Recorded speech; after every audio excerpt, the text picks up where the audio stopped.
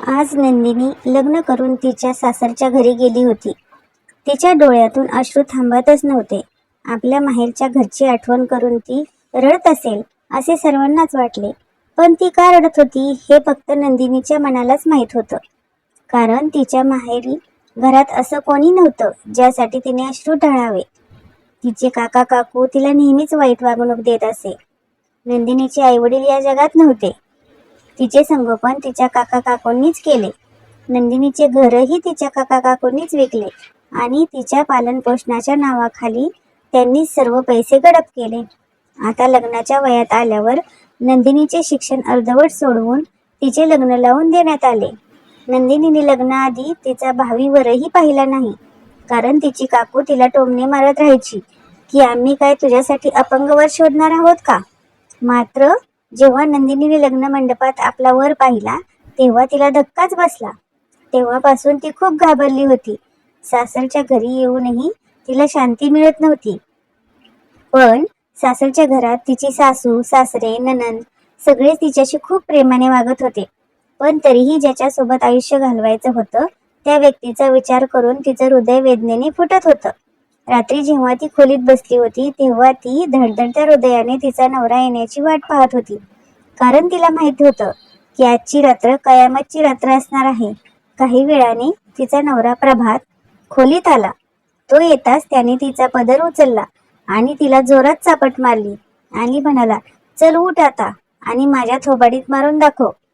त्या दिवशी तू बाजारात मला थोबाडीत मारली होतीस ना, म्हणून मी तुझा बदला घेतला आहे. तुझा बदला घेण्यासाठीच मी तुला माझी पत्नी बनवून आणली आहे. आता मी रोज रात्री तुझा स्वाभिमान तोडीन.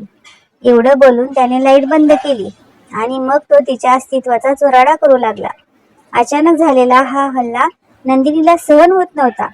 जणू तिची विचार करण्याची आणि समजण्याची शक्ती संपली होती. जेव्हा तो तिला वेड्यासारखा ओरखडू लागला तेव्हा नंदिनीने हिंमत एकवटली आणि तिने जोरात लाथ मारून त्याला स्वतःपासून दूर केले.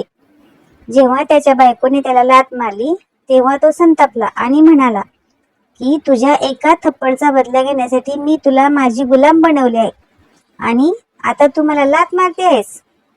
बघ तुला आता याची किती मोठी किंमत मोजावी लागेल. असं म्हणत तो पुन्हा तिच्या अंगावर तुटून पडला. नंदिनीने विजेच्या वेगाने जवळ पडलेली फुलदाणी उचलली आणि ओरडली, सावधान, माझ्या दिशेने एक पाऊलही टाकलेस तर मी तुझे डोकेच फोडेन. तिचे हे रूप पाहून प्रभात स्तब्ध उभा राहिला. इतक्यात नंदिनीने संधी साधून पटकन धावत जाऊन दरवाजा उघडला आणि खोली बाहेर गेली. त्यानंतर जी पहिली खोली तिच्या समोर उभी होती तिने त्याच खोलीचा दरवाजा वाजवायला सुरुवात केली.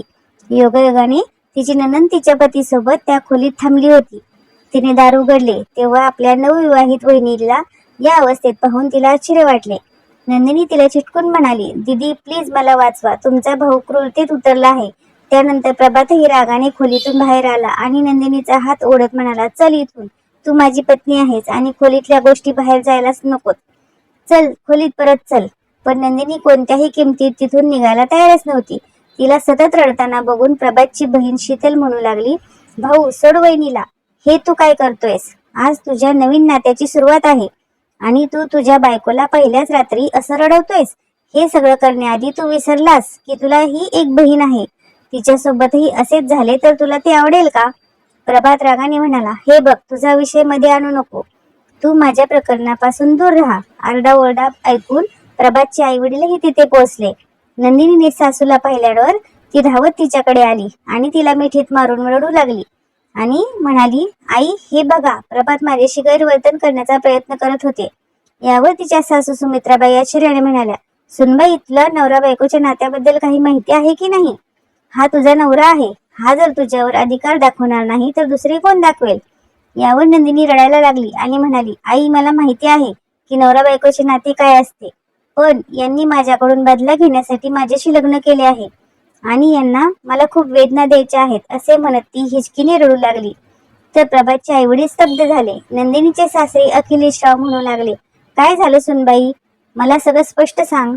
तर नंदिनी रडायला लागली आणि म्हणाली, बाबा एकदा तुमच्या मुलाने बाजारात एका लहान मुलीची छेड काढली म्हणून मी भर बाजारात त्याला थप्पड मारली. माझे लग्न ठरले तेव्हा माझ्या काकूने मला प्रभातचा फोटोही दाखवला नाही. तुम्ही लोक मला बघायला आले, पण माझा होणारा नवरा मला बघायला आला नाही. याचा अर्थ मला तेव्हा समजला नाही, पण नंतर मला हे सर्व समजले. प्रभातने मुद्दाम मला लग्नाआधी कळून दिले नाही की तोच माझा होणारा नवरा आहे. लग्नात मी प्रभातचा चेहरा पाहिला तोपर्यंत खूप उशीर झाला होता. माझ्या माथी त्याच्या नावाचा सिंदूर लावला गेला होता. जोपर्यंत मी काही समजू शकत होते तोपर्यंत मी तिथून निघून माझ्या सासरच्या घरी आले होते.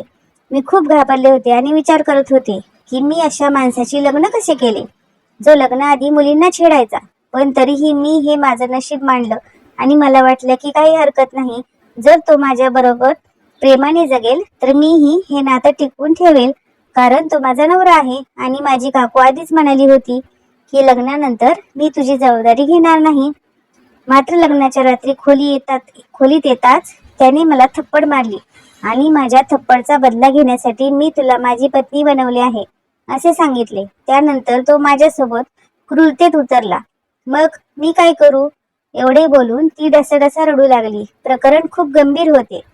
प्रभात आता घरच्यांच्या पासून नजर चोरत होता. अखिलेशराव बोलू लागले, प्रभात, मला तुझ्याकडून अशी अपेक्षा अजिबात नव्हती. तू जेव्हा नंदिनीशी लग्न करण्याविषयी बोललास तेव्हा मला वाटलं की तुला नंदिनी आवडली आहे आणि तू तिला न भेटताही नातं फायनल करण्याचा हट्ट करू लागलास. तेव्हा मला वाटलं की तुला हे नातं आवडलं आहे, म्हणूनच तू मुलीकडे जाण्याचा विचार करत नाही. मी तुझा फोटो नंदिनीच्या काकूंना दाखवला, पण तिच्या काकूनेही तिला तो फोटो दाखवला नाही. हे आश्चर्यकारक आहे. यावर प्रभात रागाने ओरडत म्हणाला, कारण मी तिच्या काकूला पैसे दिले होते की तिला लग्नाआधी कळू नये की मी तिचा होणारा नवरा आहे. नंदिनीच्या डोळ्यातून अश्रू वाहू लागले आणि ती म्हणाली, याचा अर्थ माझ्या काकूनेही माझी फसवणूक केली आहे. आता माझे आयुष्य पूर्ण उद्ध्वस्त झाले आहे. यावर तिची सासू म्हणाली, सुनबाई, माझ्या खोलीत चल, तू खूप थकली आहेस, विश्रांती घे. या विषयावर आपण नंतर बोलूयात. असे म्हणत ती नंदिनीला तिच्या खोलीत घेऊन गेली. मग त्याच रात्री प्रभातच्या आईवडिलांनी आणि बहिणीने त्याला समोर बसवले आणि खूप समजवण्याचा प्रयत्न केला. पण प्रभात त्याच्या हट्टावर ठाम होता आणि तो म्हणत होता की मी तिला माझ्या पत्नीचा दर्जा देऊ शकत नाही. प्रत्येक क्षणी रडवण्यासाठी मी तिला माझ्या आयुष्यात आणले आहे. मी तिच्याशी कधीच प्रेमाने वागू शकणार नाही. तेव्हा त्याचे वडील त्याच्यावर रागावले आणि म्हणाले, मग ठीक आहे, जर तू इतकाच नालायक आहेस की एका थप्पडचा बदला घेण्यासाठी तू एका मुलीचे आयुष्य उद्ध्वस्त करण्यासाठी इतके मोठे पाऊल उचलू शकतोस, तर मग मी सुद्धा अशी व्यक्ती आहे जी कोणावर अन्याय करत नाही आणि अन्याय होऊही देत नाही. तू एका मुलीशी गैरवर्तन केलेस म्हणून नंदिनीने तुला थप्पड मारली होती. आम्ही तुला थप्पड मारून मुलींचा आदर कसा करायचा हे शिकवलं असतं तर मग कदाचित नंदिनीला थप्पड मारावी लागली नसती. म्हणून तुझ्या चुकांची जबाबदारी आता माझ्यावर आली आहे आणि त्यात सुधारणा करणे हे माझे कर्तव्य आहे. अखिलेश रावांच्या मुलाने काय केले हे उद्या लोकांना कळेलच. मग मी कुठेही तोंड दाखवू शकणार नाही. त्यामुळे मी तुला एक शेवटची संधी देत आहे. एकतर तू सुनेला प्रेमाने आपलेसे कर, आयुष्यातील प्रत्येक सुख तिला दे, नाहीतर तू स्वतःच या घरातून निघून जा. प्रभात आश्चर्यचकित झाला आणि रागाने म्हणाला, बाबा, तुम्ही माझे वडील आहात. काल आलेल्या त्या मुलीसाठी तुम्ही मला घरातून हाकलून द्याल का? अखिलेश रावांनी त्याला जोरात थप्पड मारली आणि म्हणाले, तू आधी तुझी कृती बघ, मग मला प्रश्न विचार. त्याच रात्री प्रभात रागाने घरातून निघून गेला. अखिलेश रावांना त्यांच्या मुलाच्या विचारसरणीची खूप वाईट वाटत होते. या स्थितीत सुमित्राबाई ही आपल्या सुनेच्या पाठीशी उभ्या राहिल्या, पण तरीही आपल्या मुलाच्या जाण्याने त्या दुःखी होत्या. त्यानंतर काही दिवसांनी अखिलेश रावांनी प्रभात आणि नंदिनीचा घटस्फोट करून दिला. त्यांनी प्रभातच्या हिस्स्याची संपत्ती नंदिनीच्या नावावर केली आणि मग नंदिनीने तिचा अभ्यास सुरू केला. शिक्षण पूर्ण करून ती नोकरी करू लागली. त्यानंतर अखिलेशराव तिच्यासाठी नाते शोधू लागले. काही दिवसांनी तिच्यासाठी एक चांगले स्थळ देखील सापडले. अनिलच्या पहिल्या पत्नीने त्याला घटस्फोट देऊन सोडले होते. मग अखिलेश रावांनी अनिल आणि नंदिनी यांची एकमेकांशी ओळख करून दिली. दोघांनी एकमेकांना ओळखले आणि शेवटी लग्न करण्याचा निर्णय घेतला. नंदिनीने निरोप घेतला आणि सासरच्या घरी गेली. आता तिला तिच्या आयुष्याबद्दल काहीच तक्रार नव्हती, कारण तिच्या सासू सासऱ्यांनी आई वडील म्हणून तिच्यावरचे प्रत्येक कर्तव्य पार पाडले होते. इकडे प्रभात वाईट संगतीत पडला. आणि ड्रग्ज विकणाऱ्या टोळीसोबत काम करू लागला. एके दिवशी पोलिसांचा छापा पडला आणि प्रभातला अटक झाली. त्याच्या हट्टीपणा, उद्धटपणा आणि रागामुळे प्रभात आज तुरुंगाच्या मागे होता. आज ना त्याचे कुटुंब त्याच्या सोबत होते, ना त्याच्या कुटुंबात आनंद होता. पण नंदिनीने संकल्प केला होता की ज्या सासू सासऱ्यांनी तिचं आयुष्य समृद्ध केलं, ती आयुष्यभर त्यांची काळजी घेईल आणि त्यांना कधीही एकटे सोडणार नाही. तर मित्रांनो, स्टोरी कशी वाटली ते कमेंट करून नक्की सांगा. आम्ही नेहमीच तुमच्या कमेंट्स आणि लाईकची वाट बघत असतो. आणि स्टोरी आवडली असेल तर चॅनलला सबस्क्राईब करायला पण विसरू नका. धन्यवाद. Thank you. Please like, share and subscribe our channel.